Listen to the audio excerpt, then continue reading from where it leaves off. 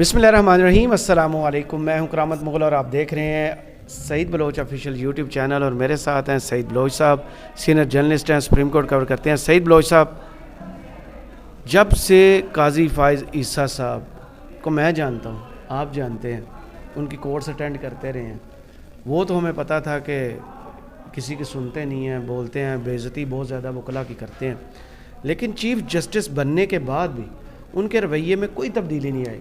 کل کی سماعت کا اندازہ لگائیں جو انہوں نے کل وکیل کی بے عزتی کی۔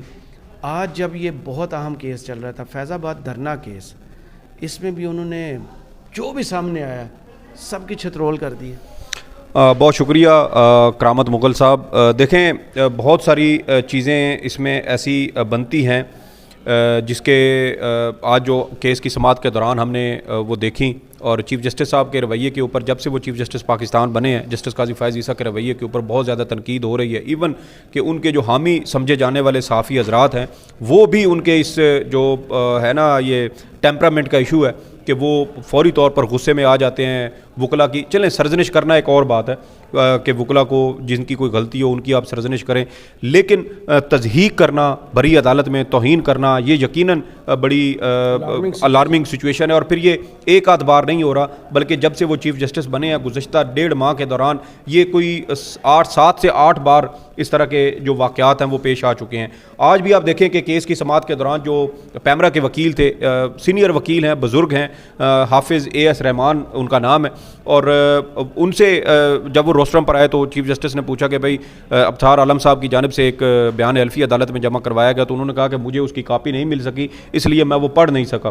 تو انہوں نے کہا کہ آپ اگر نہیں پڑھ سکے تو اس میں مطلب آپ کی غلطی بنتی ہے۔ یہ چیزیں تو کل رات سے میڈیا کے اوپر رپورٹ ہو رہی تھی، اور جب میڈیا کے اوپر رپورٹ ہو رہی تھی تو پھر آپ کو اس بات کا علم ہونا چاہیے تھا، اور اسی کے اوپر پھر ان کی سرزنش کی گئی، اور پھر چیف جسٹس نے چیئرمین پیمرا کو فوری طور پر طلب کر لیا، اور چیئرمین پیمرا کو جب بلایا گیا تو پھر ان سے کہا گیا جی دیکھیں، ہم نے آپ کو صرف اس وجہ سے بلایا ہے کہ آپ کے وکیل جو ہیں انہوں نے عدالت میں یہ کہا کہ انہوں نے تیاری نہیں کی ہوئی تھی، اور ابصار عالم صاحب نے گزشتہ روز اپنا بیان الفی ان کا میڈیا کے اوپر چل چکا ہے، تو ان کو معلوم ہونا چاہیے تھا کہ اگر ان کو کوئی مصدقہ کاپی نہیں بھی ملی تو کم از کم ان کو میڈیا سے تو یہ علم ہونا چاہیے تھا کہ انہوں نے بیان الفی میں کہا کیا کہا ہے۔ تو سر یہاں پہ سوال یہ پیدا ہوتا ہے کہ اگر اسی طریقے سے سنی سنائی باتوں کے اوپر ہی آپ نے عدالتی کارروائی آگے بڑھانی ہے، تو پھر یہ جو مصدقہ نقول مختلف فریقین کو دی جاتی ہیں وہ کس مقصد کے تحت دی جاتی ہیں؟ عدالت کا جو فیصلہ ہے کسی کیس کا وہ تو جاری ہو جاتا ہے، ویب سائٹ کے اوپر بھی آ جاتا ہے۔ اب اگر کوئی فریق وہ فیصلہ ویب سائٹ سے ڈاؤن لوڈ کر کے کیا وہ کسی جیلر کو جا کے دے سکتا ہے جی دیکھیں یہ ہمارا ملزم تھا اور اس کی ضمانت عدالت سے ہو گئی ہے اس لیے اس کو بری کر دیں؟ نہیں، اس کے لیے باقاعدہ مصدقہ کاپی اپلائی کی جاتی ہے سپریم کورٹ میں، اور وہ اٹیسٹڈ کاپی ملتی ہے کہ دیکھیں یہ اصلی ہے، اور یہ پھر آپ وہ کاپی لے کے جاتے ہیں متعلقہ جیلر کے پاس یا کسی اور جگہ پہ اگر وہ بندہ قید ہے تو ان کو وہ جا کے وہ دیتے ہیں، اور اس کے بعد پھر اس ملزم کو باقاعدہ رہا کیا جاتا ہے۔ ایک پروسیجر ہے۔ تو پھر قاضی صاحب نے جو ہے وہ وکیل صاحب کی سرزنش کر دی، اور وکیل صاحب اسی وجہ سے بزرگ ہیں، اور قاضی صاحب کی طرف جھکاؤ رکھنے والے صحافی بھی آج بھی یہ کہہ رہے تھے کہ قاضی صاحب نے وہ ان شریف النفس وکیل کے ساتھ یہ زیادتی کی ہے، وہ اس سلوک کے حقدار نہیں تھے۔ سوشل میڈیا کے اوپر بھی اس حوالے سے بہت زیادہ تنقید یار ان کے ہم خیال ججز جو ہیں ان کے قریب ہیں اتنے، وہ باتیں نہیں کرتے ہوں گے آپس میں قاضی صاحب پھر غلطی ہوگی؟ دیکھیں، قاضی صاحب تو جب حکم نامہ لکھوا رہے تھے اس میں بھی وہ ان وکیل صاحب کے خلاف کوئی آبزرویشن عدالتی حکم نامے کا حصہ بنانا جی حکم نامے کا حصہ بنانا چاہتے تھے، لیکن جسٹس اطہر من اللہ نے ان کے کان میں سرگوشی کی، اور اس کے بعد وہ انہوں نے تحمل کا مظاہرہ کیا۔ تو اب دیکھیں کہ وہ وکیل صاحب جو ہیں وہ اسی وجہ سے گئے کہ میں آپ کے سامنے دلائل نہیں دینا چاہتا۔ اس سے پہلے متعدد بار مختلف وکلاء کی اس طرح سے جو ہے وہ تصدیق کر چکے ہیں، سینئر وکیل ہیں اور وکیل رہنما بھی ہیں۔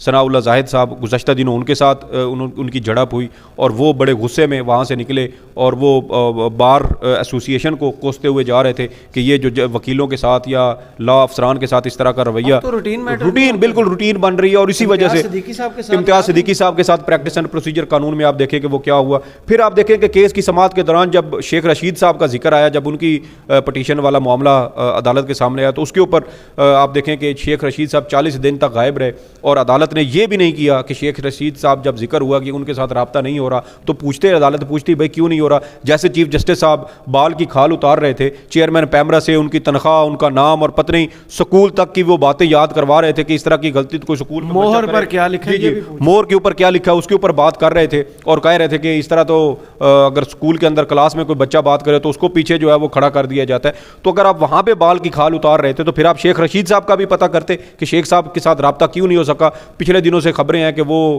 کہیں سے وہ گرفتار ہوئے ہیں یا لاپتہ کر دیے گئے ہیں. تو اس کے اوپر ایک سینئر وہ سیاسی لیڈر ہیں, سابق وفاقی وزیر ہیں, ایک سیاسی جماعت کے سربراہ ہیں, لیکن اس کے اوپر عدالت مکمل طور پر خاموش رہی اور سرسری سی باتیں کر کے تو عدالت جو ہے وہ آگے چلی گئی. پھر آپ دیکھیں کہ سابق صدر ضیاء الحق کے حوالے سے بڑی عجیب و غریب قسم کی آبزرویشن چیف جسٹس کی جانب سے دی گئی اور کہا گیا کہ میں 5 سال سے زیادہ جو کوئی صدر رہا ہو میں اس کو صدر ہی نہیں مانتا. تو سر اگر آپ 5 سال سے زائد رہنے والے شخص کو صدر نہیں مانتے تو یہ جو 90 روز کے بعد جو غیر آئینی جو نگران حکومتیں ہیں یہ قائم ہیں, اس حوالے سے آپ کچھ کیوں نہیں کر رہے؟ اگر ان کو آپ صدر نہیں مانتے تو پھر یہ حکومتیں بھی یار وہ نہیں سو ہونی موٹو چاہیے. نہیں نہ لیتے سر سو موٹو نہ لیں, سر نہ لیں, میں یہ نہیں کہتا, درخواستیں 90 روز والی پڑھی ہیں وہی سن لیں, لیکن کہنے کا مقصد یہ ہے کہ آپ جو ہے نا وہ اپنے پسند کی چیزوں کو آپ اس کو غیر آئینی اور غیر قانونی بھی کہہ رہے ہیں, اور جہاں پر حقیقی طور پر آئین کی خلاف ورزی ہو رہی ہے وہاں پر آپ مکمل طور پر خاموش ہیں. اور وہی بات ہے کہ جس گاؤں جانا نہ ہو اس کا راستہ پوچھ کے کیا کرنا. تو یہ قاضی صاحب بھی اسی طرح کی وہ باتیں کر رہے ہیں. اور آپ دیکھیں کہ پہلے عمر ایوب صاحب کو ان کے دادا کی وجہ سے تنقید کا نشانہ بنایا گیا, اور آج جو اعجاز الحق ہیں ان کو ان کے والد کی وجہ سے تنقید کا نشانہ بنا دیا گیا.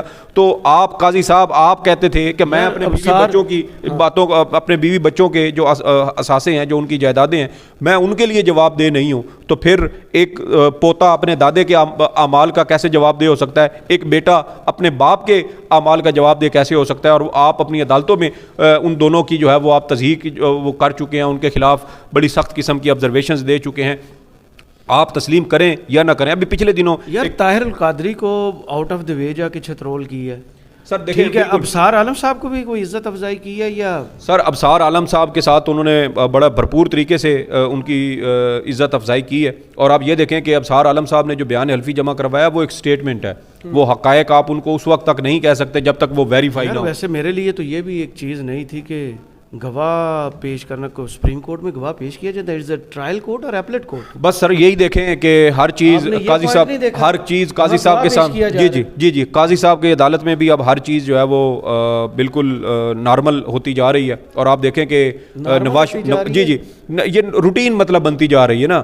اب دیکھیں کہ نواز شریف صاحب کے کیس میں یہی تنقید کی جاتی ہے نا کہ سپریم کورٹ ٹرائل کورٹ نہیں تھی اور اس کے باوجود نواز شریف صاحب کے خلاف کارروائی ہوئی 184(3) کے تحت. تو پھر یہی چیز تو پھر اب بھی ہو رہی ہے جب آپ ابصار عالم صاحب کو براہ راست آپ عدالت میں بیان حلفی آپ اس کا لے کے آ گئے ہیں اور اس کے اوپر آپ بات کر رہے ہیں. پھر آپ نے جو بات کی طاہر القادری صاحب والی, تو طاہر القادری صاحب کے اوپر کہا گیا جی کہ وہ صاحب کینیڈا سے آتے ہیں اور یہاں پر جو ہے وہ ملک کو ڈسٹرب کرتے ہیں. کیا ہم بھی ہمارے پاکستانی بھی وہاں جا کر کینیڈا میں وہاں کے جو ریاست ہے کینیڈا, سر میں پنڈ ہوں سر, تو وہ کیا یہ ہمارے پاکستانی وہاں جا کے ان کو ڈسٹرب کر سکتے ہیں؟ تو سر اگر ان کے پاس نیشنلٹی ہے تو وہ وہاں احتجاج کر سکتے ہیں, ان کو پھینٹے بھی نہیں. سر سنیں میں یہی بات کر رہا تھا. ابھی جب پی ٹی آئی کے خلاف کریک ڈاؤن ہو رہا تھا تو پاکستان کے جو تارکین وطن اوورسیز پاکستانی ہیں انہوں نے وہاں پر پرامن احتجاج کی, کسی نے وہاں ان کے اوپر لاٹھی چارج نہیں کیا. یار آپ دیکھ رہے ہیں پوری دنیا میں, امریکہ میں, کینیڈا میں, برطانیہ میں, اسپین میں, فرانس میں, جرمنی میں, آسٹریلیا میں, کہاں احتجاج نہیں ہوا فلسطین کے حق میں؟ بالکل. فرانس نے پابندی لگائی, جرمنی نے پابندی لگائی, کیا ہوا ہے؟ احتجاج لوگوں نے کیا, کیا ہوا کہ وہاں آنسو گیس پھینکی ہے. سر بالکل یہی بات ہے. اور دیکھیں کہ طاہر القادری صاحب پوائنٹ صرف وہی ہے. قاضی صاحب شاید سمجھ بیٹھے ہیں یہ 2014 والے دھرنے کا کیس ہے, فیض آباد والے دھرنے کا کیس ہے. بات یہ نہیں ہے کہ 2014 والا دھرنے کا کیس ہے.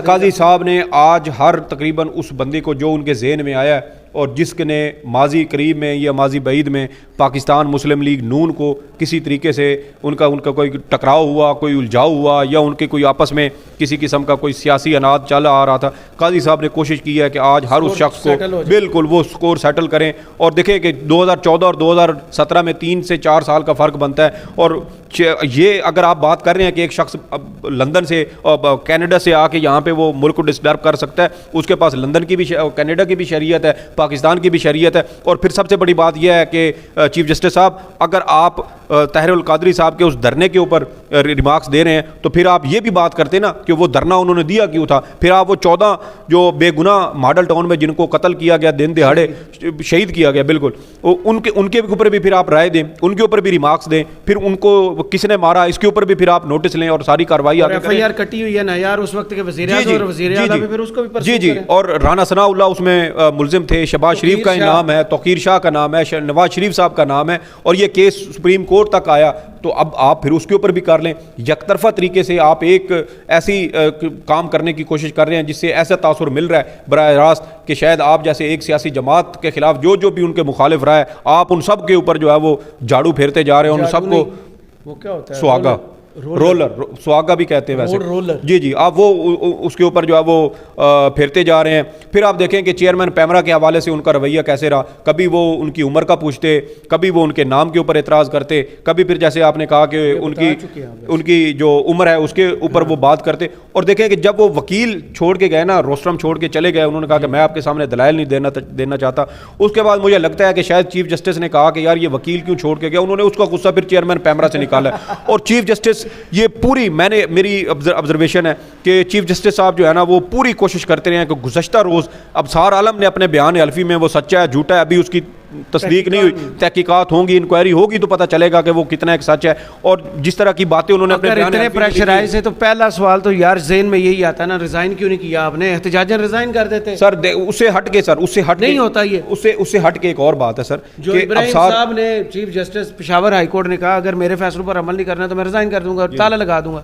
تو جب آپ سے کام نہیں لیا جا رہا تھا وہ ڈیمانڈ کی جا رہی تھی تو آپ احتجاجاً ریزائن کا ہیرو بن جاتے اس وقت. جی یہی بات ہے سر کہ آپ دیکھیں کہ جو قاضی فائز عیسیٰ صاحب کا رویہ تھا وہ بالکل اس سے وہ مختلف تھا. اور چیف جسٹس صاحب کا میرے خیال میں جو میری آبزرویشن ہے وہ یہ تھی کہ وہ چاہتے تھے کہ جو سچا جھوٹا بیان ہے حلفی گزشتہ روز, ابھی تو تحقیقات ہوں گی نا تو پھر پتہ چلے گا کہ وہ سچا ہے یا جھوٹا ہے, لیکن جو کچھ انہوں نے اپنے بیان حلفی میں کہا ہے جو موجودہ چیئرمین پیمرا ہیں وہ ابصار عالم کے اس بیان حلفی کی توثیق کر دیتے اور کہہ دیتے کہ ہاں جی ابصار عالم صاحب جو کہہ رہے ہیں نا یہ بالکل ٹھیک ہے, میرے ساتھ بھی یہی ہو رہا ہے. لیکن انہوں نے عدالتی دباؤ بار دباؤ, ایون کہ چیف جسٹس نے اپنے حکم نامے میں بھی ان کے خلاف آبزرویشن شامل کر دی, لیکن اس کے باوجود انہوں نے عدالتی دباؤ نہیں لیا اور وہ ڈٹے رہے. اور چیف جسٹس کے اس دباؤ کے باوجود انہوں نے کسی ریاستی ایسے اہلکار کا نام نہیں لیا جس کے اوپر کسی قسم کا ایسا الزام لگایا جاتا. انہوں نے کہا جی میرے اوپر کوئی دباؤ نہیں ہے اور میں جون 2018 سے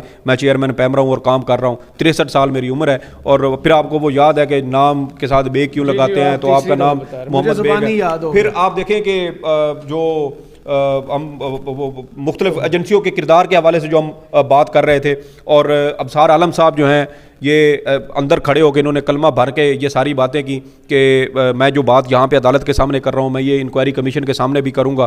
لیکن یہ وہی ابصار عالم ہیں جو 9 مئی کے واقعات کی مکمل حمایت کرتے ہیں. مطلب کہ وہ 2017 میں تو کہتے ہیں کہ اس وقت اسٹیبلشمنٹ کی مداخلت تھی اور وہ غلط تھی, لیکن اگر آج ایک سیاسی جماعت کے خلاف مداخلت ہو رہی ہے تو اس کو وہ مکمل طور پہ صحیح کہتے ہیں. کیسے کیا کرتے ہیں آپ, بھول گئے ان کے ٹویٹ جو انہوں نے کہا تھا باجوہ صاحب کی اپوائنٹمنٹ میں نے کتنی ایفرٹ کی. جی وہ تو ریکارڈ پر ہیں, یہ ریکارڈ پر ہیں. اور پھر یہ اسی باجوہ صاحب کے اوپر جو ہے وہ تنقید بھی کرتے ہیں, سارا کچھ کرتے ہیں. تو میرے خیال میں جو خدمات ابصار عالم صاحب نے اس کیس میں اپنے بیان حلفی کے ذریعے ادا کر دی ہیں, اگر اگلے سال مارچ 2024 میں ہونے والے سینٹ انتخابات میں ان کو مسلم لیگ نون کا ٹکٹ نہیں ملتا تو پھر یہ بہت بڑی زیادتی ہوگی ان کے ساتھ. چلیں, بہت شکریہ سعید بلوچ صاحب آپ کے تجزیے کا. کمنٹس باکس میں ضرور بتائی گئی ویڈیو آپ کو کیسی لگی. اجازت دیجیے, اللہ حافظ.